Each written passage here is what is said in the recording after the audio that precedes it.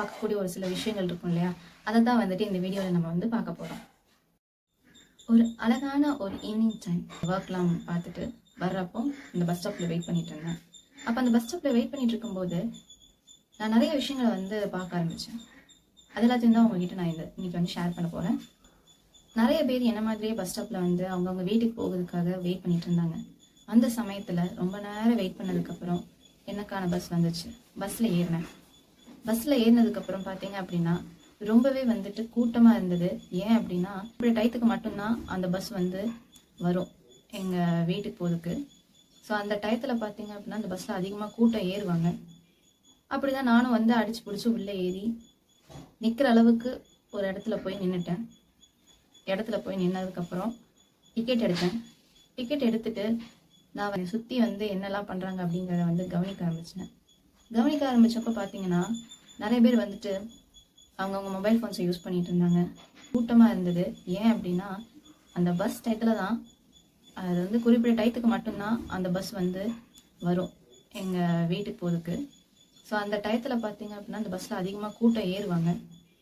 அப்படி தான் நானும் வந்து அடித்து பிடிச்சி உள்ளே ஏறி நிற்கிற அளவுக்கு ஒரு இடத்துல போய் நின்றுட்டேன். அண்ட் ஒரு மெல்லிய பாடல்கள் அந்த பஸ்ஸில் வந்து போட்டிருந்தாங்க. ரொம்ப ஒரு மைல்டான ஒரு சத்தத்தில் அந்த பாட்டு வந்து கேட்டுட்டு இருந்தது. ஆனாலும் பார்த்தீங்கன்னா நிறைய பேர் அவங்கவுங்களுக்கு கூட பேசிக்கிட்டே இருந்தாங்க. இதுக்கு மத்தியில் வீட்டுக்கு போகிறதுக்காக ஸ்கூல் பசங்க பொண்ணுங்க இவங்க எல்லாருமே கூட அங்கே இருந்தாங்க. அவங்களோட கிளாஸில் என்னெல்லாம் நடந்துச்சுங்கிறத பற்றி பேசிட்டு இருந்தாங்க.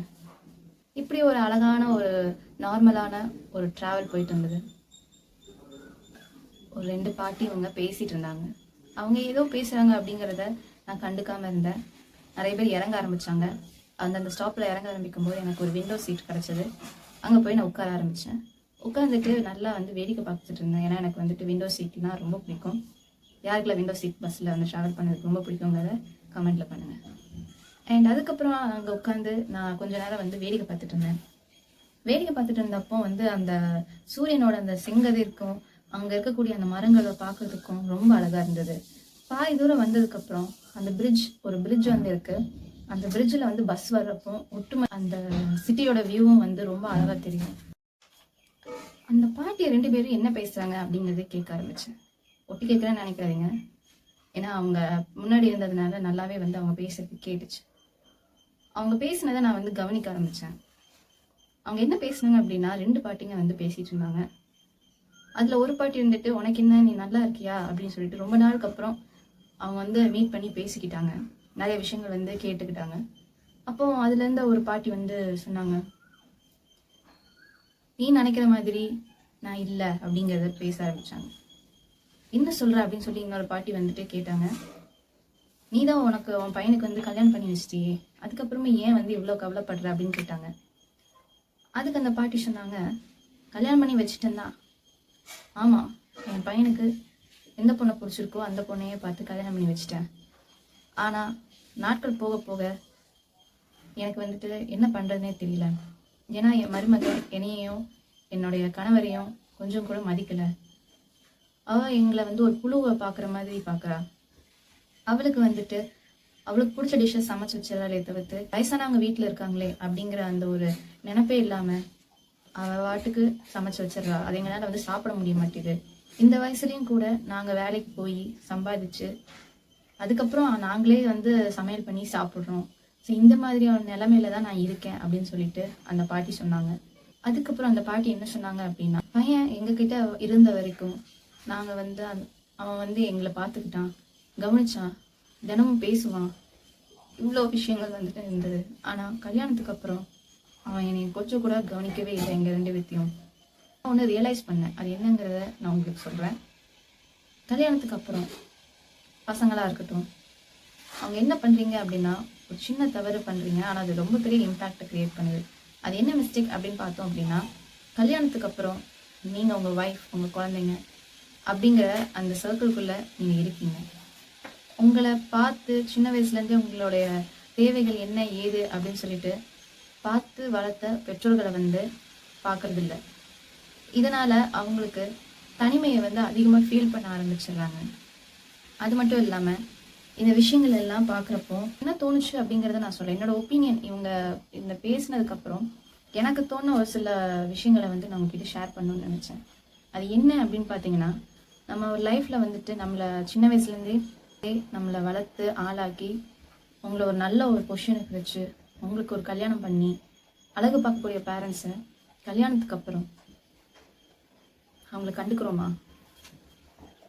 ஏன் நான் இப்படி கேட்குறேன் அப்படின்னு கேட்டிங்கன்னா, ஏன்னா அப்படி நம்ம அவங்கள கவனிச்சிருந்தோம் அப்படின்னா இப்படி அவங்க வந்து மனசளவில் ரொம்ப கஷ்டப்பட்டு பேசியிருக்க மாட்டாங்க இல்லையா? கிடைக்கிற நேரத்தில் எப்படி நீங்கள் வந்து உங்களுடைய ஒய்ஃப் கூட உங்கள் பசங்க கூட டைம் ஸ்பெண்ட் பண்ணுறீங்களோ அதே மாதிரி உங்களுடைய பெற்றோர்கள்கிட்டையும் அப்பா அம்மா 2 பேர்த்துக்கிட்டையுமே போய் பேசுங்க. எப்படி இருக்கீங்கம்மா? சாப்பிட்டீங்களா? உங்களுக்கு பிடிச்சது ஏதாவது செஞ்சாங்களா? நீங்கள் சாப்பிட்டீங்களா? எப்படி இருக்கீங்க? வேலைக்கு டேப்லெட் எடுத்துக்கிட்டீங்களா? இந்த மாதிரி நீங்கள் கொஞ்சம் அவங்கக்கிட்ட அக்கறையாக பேசுங்க. அவங்கக்கிட்ட இருந்து எதிர்பார்க்குறது அதுதான்.